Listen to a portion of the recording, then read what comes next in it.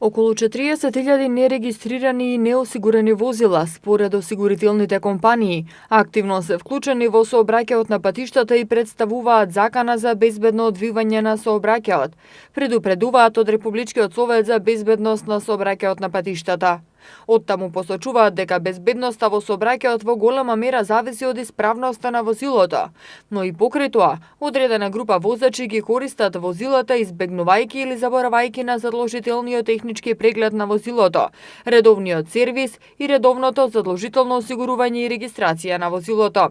Напоменуваат дека возењето на неисправно и нерегистрирано возило е опасно, ризично и неисплатливо, ако се има предвид фактот колку се големи санкциите за учество во сообраќај со нерегистрирано возило и какви се последиците и загубите ако се учествува во сообраќај на незгода со неисправно, нерегистрирано и неосигурано возило.